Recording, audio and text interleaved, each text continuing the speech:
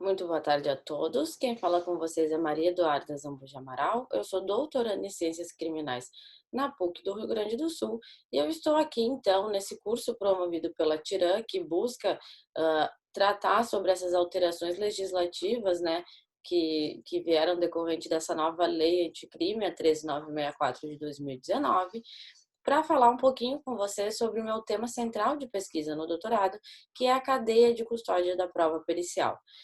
Para que essa nossa conversa fique um pouco mais fácil e que tenhamos, então, algum conteúdo a mais do que aqui está sendo exposto, eu vou estar, então, compartilhando com vocês alguns slides que eu preparei com um pouquinho mais de conteúdo para quem quiser ir lendo também.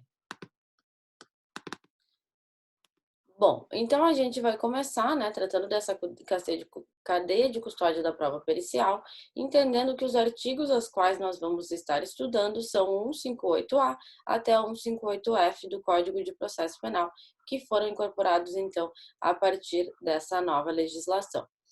Para entender um pouquinho de cadeia de custódia, temos que saber qual a importância e a necessidade dessa cadeia de custódia. Temos três princípios básicos por trás dela, que são o princípio da mesmidade, o da desconfiança e o da documentação.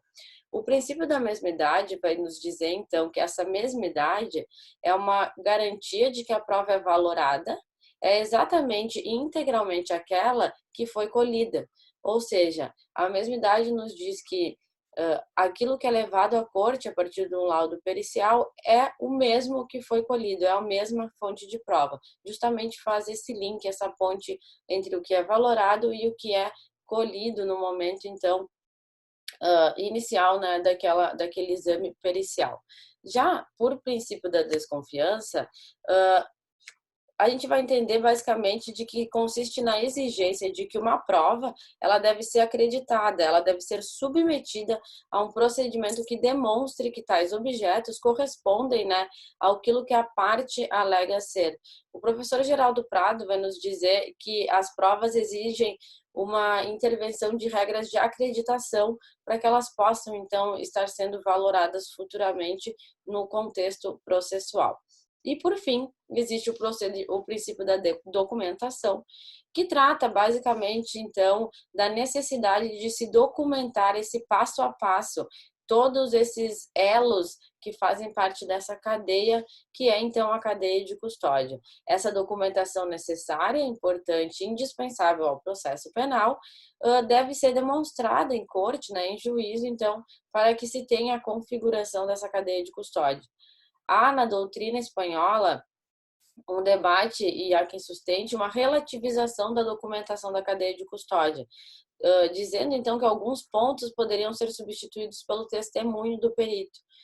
O que para nós não há muitas razões de ser, levando em consideração que a prova pericial justamente ela se baseia, ela tem, né, na sua fundamentação, então, uma ideia de objetividade. No momento que a gente substitui a objetividade, né, dessa prova pericial por um testemunho, né, a gente traz, então, a gente carrega novamente esse elemento de prova de subjetividade.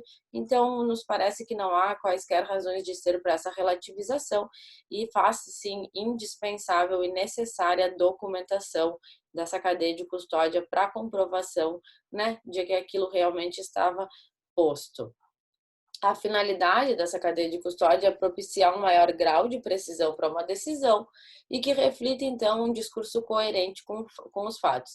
Teremos as duas hipóteses fáticas, então, a cadeia de custódia, né, dessa prova pericial vai vir para que, quando o juiz tenha, então, aquela atividade recognitiva, seja o mais precisa o possível e que reflita um discurso coerente com uma das duas hipóteses fáticas. Ou seja, essa garantia da cadeia de custódia segura e fiável possui como consequência direta a rastreabilidade do elemento probatório, ou seja, a possibilidade da gente rastrear qual foi o caminho, né, que aquele elemento probatório teve desde a sua coleta até a sua chegada na corte, e reflete uma sentença de melhor qualidade, reduzindo, então, erros e arbítrios judiciários. O nosso grande objetivo é justamente que não se tenha, né, essa possibilidade de uma valoração incorreta ou bem como de arbítrios judiciários levando em consideração a ausência da cadeia de custódia. Os dois princípios básicos processuais, né, que estão associados à necessidade dessa manutenção de uma cadeia de custódia efetiva são os princípios da ampla defesa e do contraditório. Da ampla defesa, basicamente porque faz difícil ter uma defesa assegurada de maneira ampla quando não se tem a informação na sua totalidade, né? Ou seja, quando da ausência dessa cadeia de custódia não se faz possível a ampla defesa. E o contraditório também é indispensável que tenhamos uma cadeia de custódia descrita e delimitada de maneira clara para que se possa então exercer esse debate, essa dialeticidade, né? Esse debate entre as duas partes e a efetivação do contraditório. Essa foi uma introdução bastante básica e inicial, só para termos uma ideia da necessidade, da importância dessa cadeia de custódia, e agora a gente vai entrar exatamente na regulamentação brasileira. O que tínhamos antes da legislação? Nada muito escrito e muito exposto na nossa legislação brasileira, no Código de Processo Penal.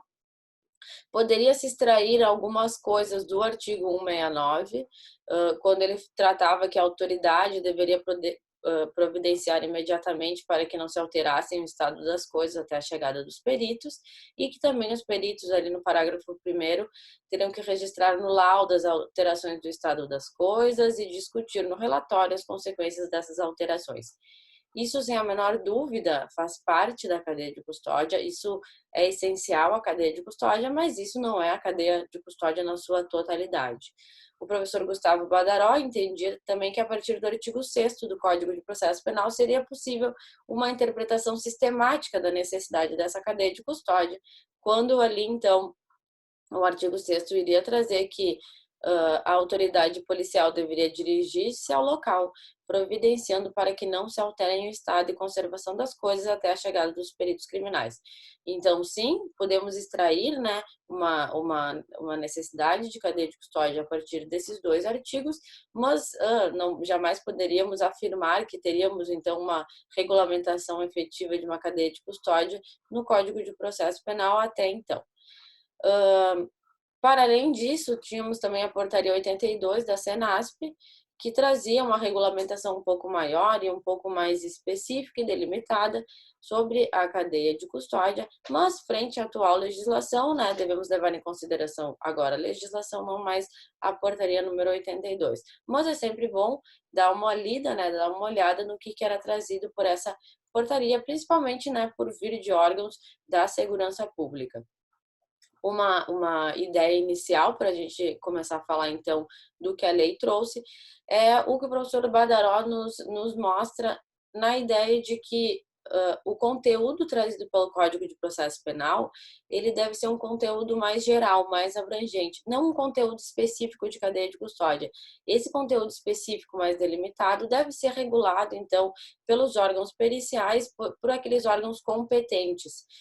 Isso nos parece realmente muito coerente, muito claro, ou seja, o Código de Processo Penal deve estabelecer as regras gerais, digamos assim, da documentação de toda essa cadeia de custódia e as consequências processuais da ausência e da quebra dessa cadeia de custódia, mas a ciência, né, ali, os órgãos científicos que devem, então, regular de maneira mais delimitada essa cadeia de custódia nas suas delimitações e nas suas peculiaridades de cada área das ciências forenses. Entrando, então, o que temos? No artigo 158-A, que foi introduzido, então, por essa legislação, vamos ter o conceito de cadeia de custódia. O que a gente vai ver? A gente vai ver ali que nesse conceito trazido no caput do 158, vai dizer o que é a cadeia de custódia, vai dizer onde começa a cadeia de custódia e onde termina essa cadeia de custódia. A gente vai ver que o artigo, o caput diz que trata-se então de documentar a história cronológica do vestígio coletados em locais ou em vítimas de crimes, para rastrear sua posse e manuseio a partir do seu reconhecimento até o descarte. Então, esse artigo, né, diz que inicia no reconhecimento e acaba no descarte do vestígio, essa cadeia de custódia e diz ainda que seriam então nesses vestígios coletados em locais ou em vítimas de crime. Me parece bastante restritivo essa delimitação, né, de cadeia de custódia, porque me parece que a cadeia de custódia não acaba no descarte do vestígio, e sim, isso se mantém até o trânsito em julgado. E, além disso, não só em vestígios coletados em locais ou em vítimas de crime, temos várias outras situações também que é possível que tenhamos acesso a vestígios, e eles, então, todos deveriam ser abarcados por esse caput, mas isso foi o que o legislador trouxe. Me parece que seria muito mais importante ter uma delimitação, um conceito de cadeia de custódia que fosse mais amplo e que abarcasse as diversas situações que ocorrem na prática forense. Mas isso é o que temos posto no parágrafo 1º, então, vai dizer ali onde dá o início da cadeia de custódia, com a preservação do local de crime ou em procedimentos policiais ou periciais nos quais seja detectada a existência de vestígio. Aqui a gente vai ver que as buscas e apreensões, por exemplo, elas são já introduzidas no momento em que o legislador colocou com procedimentos policiais. Então, aqui é um avanço bem importante, porque agora a gente começa a entender a noção de cadeia de custódia interna e cadeia de custódia externa, que por mais que o código não refira, é necessário ter esse conhecimento. A cadeia de custódia interna é aquela cadeia de custódia que dá-se dentro do órgão pericial, ou seja, no momento em que são realizadas as análises laboratoriais, na sua grande maioria, aquilo feito pela perícia. E a cadeia de custódia externa é aquilo que está antes ou para além da perícia, como, por exemplo, buscas e apreensões. Então, só que a gente vê que tudo isso é cadeia de custódia e tudo isso deve ser assegurado, não só aquela interna, mas também a externa. E a externa é, talvez hoje, uma das fragilidades que temos postas no nosso dia a dia forense. Os órgãos periciais, eles sim, eles tentam e dão seu maior esforço para ter uma cadeia de custódia bastante efetiva internamente, mas muitas vezes na rua, né, digamos, é que essa cadeia de custódia ela acaba sendo um pouco mais fragilizada. Então aqui o código expõe isso, que a partir de agora deve-se ter muito mais cuidado em implementação dessa cadeia de custódia externa.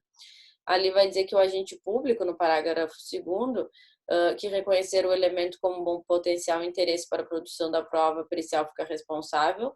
Quem é esse agente público? Isso devemos nos questionar, porque o legislador não trouxe, e possivelmente vamos ver o que os tribunais vêm entendendo. É um delegado? É um agente de polícia? É um policial militar? Quem é esse agente público? O parágrafo 3º vai trazer a definição de vestígio, e aqui me parece que é uma das grandes fragilidades dessa legislação, porque ele aponta, né, que vestígio é todo objeto ou material bruto, visível ou latente, constatado ou recolhido que se relaciona à infração penal.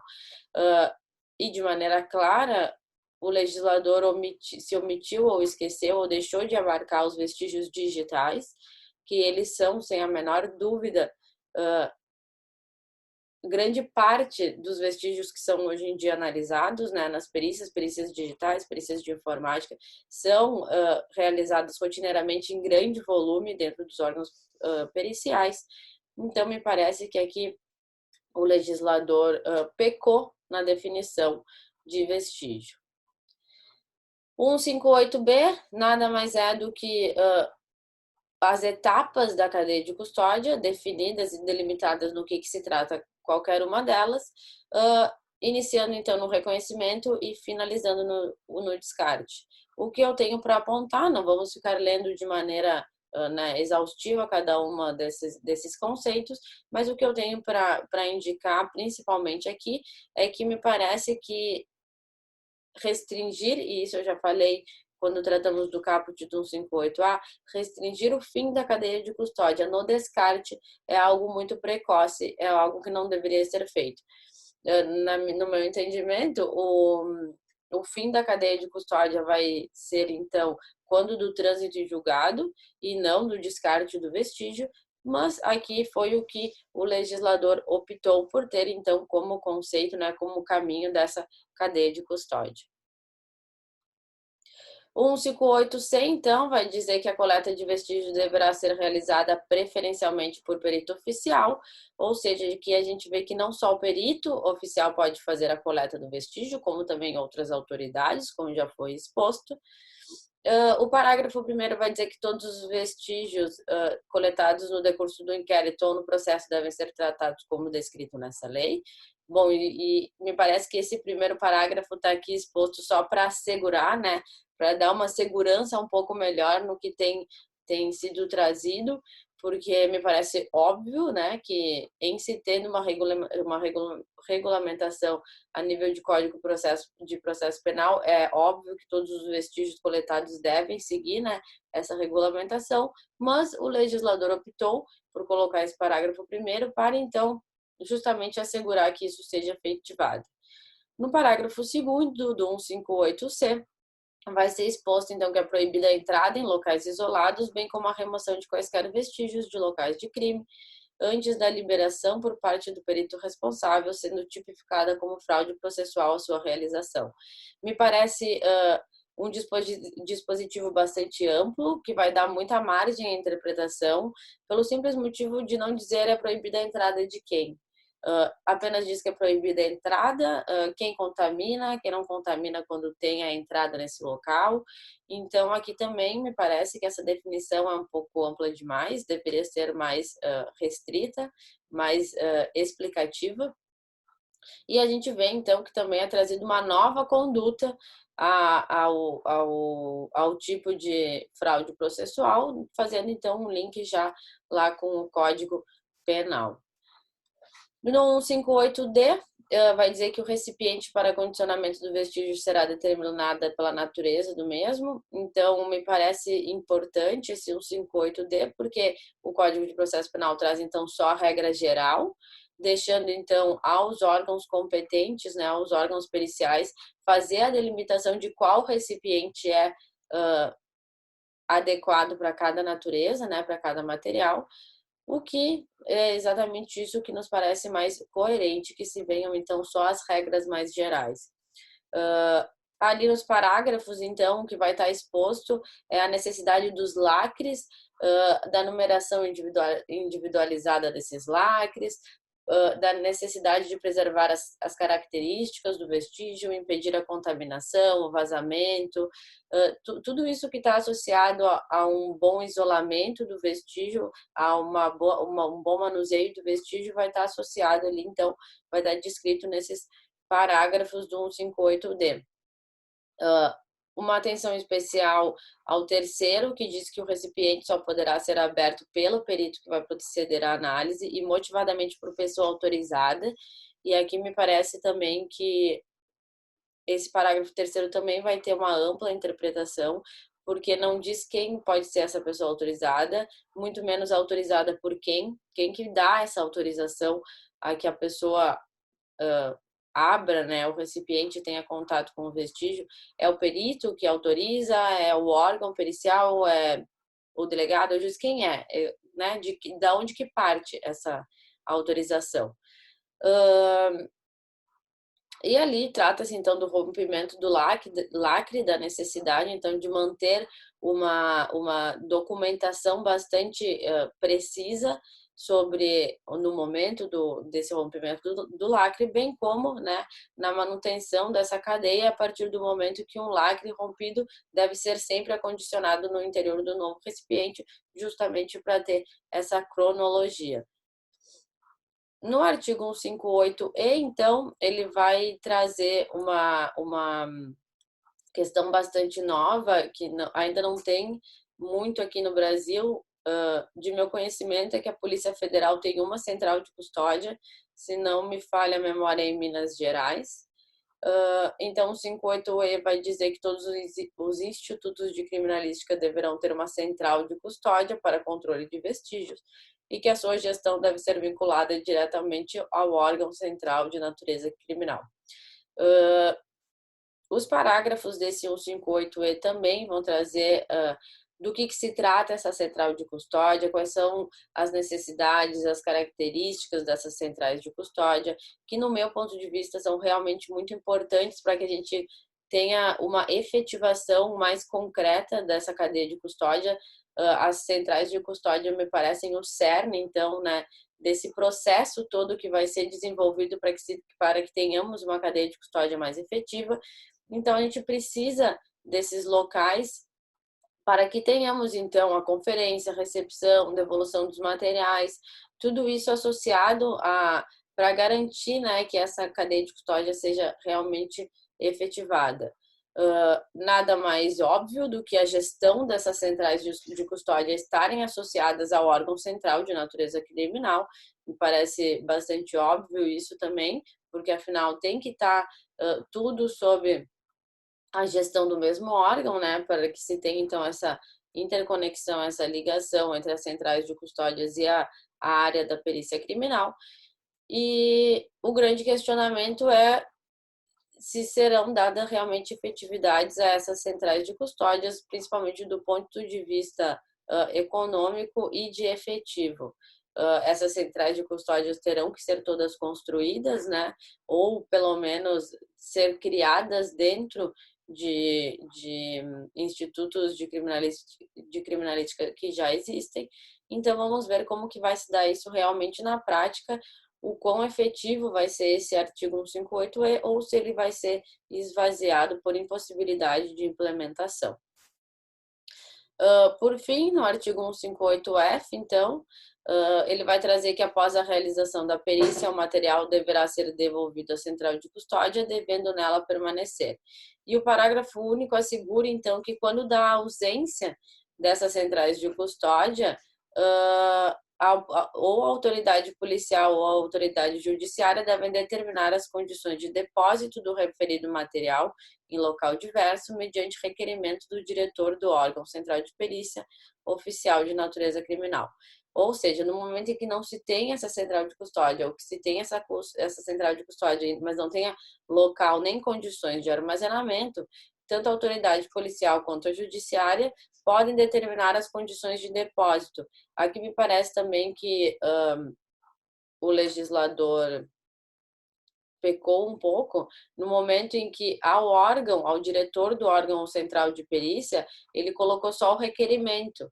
Me parece que a autorização também deveria ter a participação de algum perito criminal ou de algum responsável pelo órgão, o diretor do órgão de perícia, principalmente levando em consideração né, são esses agentes públicos que têm uma maior proximidade com as necessidades de cada tipo de vestígio e como devem ser acondicionados.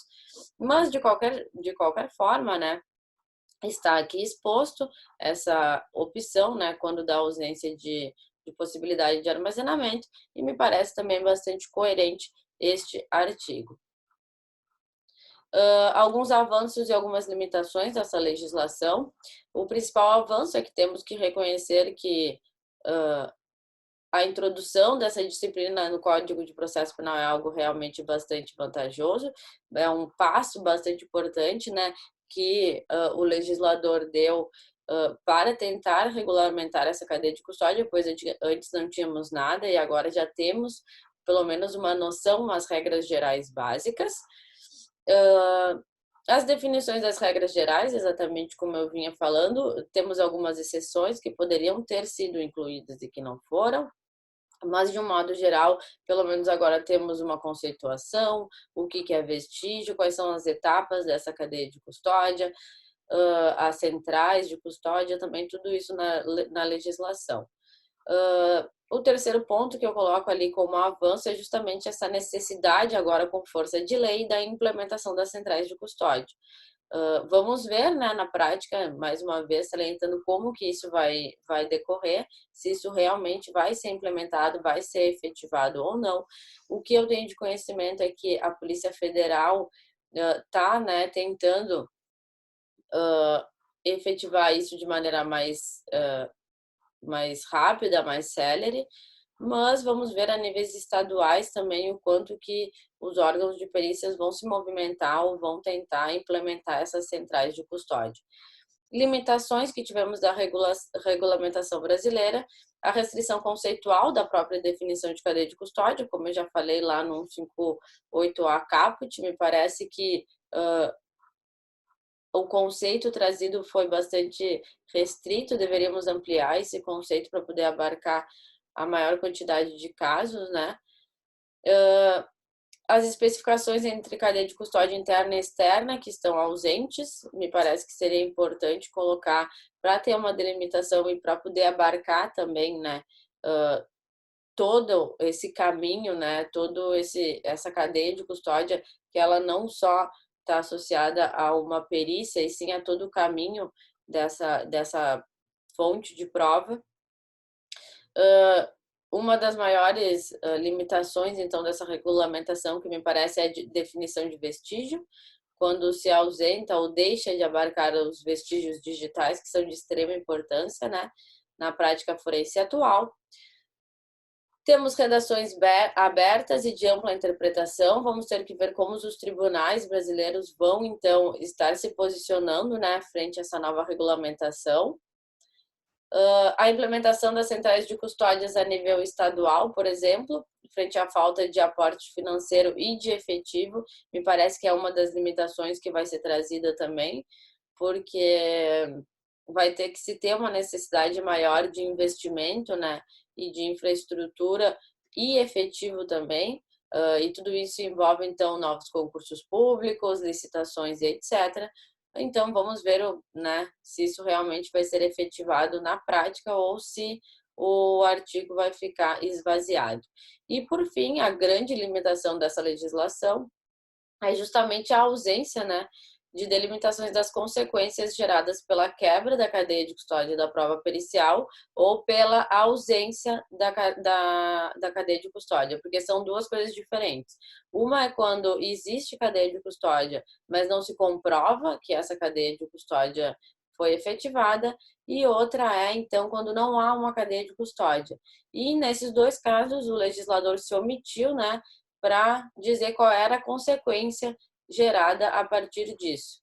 Essa é a grande questão, né, que vem sendo debatida na doutrina brasileira sobre cadeia de custódia, e seguimos, então, sem uma resposta legislativa para isso, seguimos estudando e pesquisando sobre a temática. Há quem defenda que a quebra ou a ausência da cadeia de custódia gere uma inadmissibilidade probatória a partir, então, da configuração de uma prova ilícita, e há também quem sustente que, dependendo do grau dessa quebra da cadeia de custódia, seria possível admitir a prova e sanar, então, né, essa quebra, essa ausência de cadeia de custódia a nível de valoração. Temos os dois posicionamentos na doutrina brasileira. O primeiro posicionamento mais defendido pelo professor Geraldo Prado e o segundo posicionamento, então, mais defendido pelo professor Gustavo Badaró. Era isso basicamente que eu tinha para trazer para vocês. Mais uma vez eu agradeço a oportunidade de estar aqui então falando com vocês sobre essa temática. Deixo aqui o meu e-mail, qualquer pessoa que queira discutir um pouquinho mais sobre isso, entre em contato direto comigo. Tenho bastante bibliografia também, bastante textos para quem tiver mais interesse na temática. Mais uma vez agradeço então o convite dos meus amigos Felipe Giacomelli e Henrique Saibro, e também a oportunidade da Tirã de estar, então, falando com vocês um pouquinho, né, nesse momento tão estranho que vivemos, falar um pouquinho daquilo que eu gosto tanto, que é a cadeia de custódia da prova pericial. Um abraço a todos, mais uma vez, muito obrigado pela oportunidade, cuidem-se, né, fiquem em casa. Grande abraço a todos.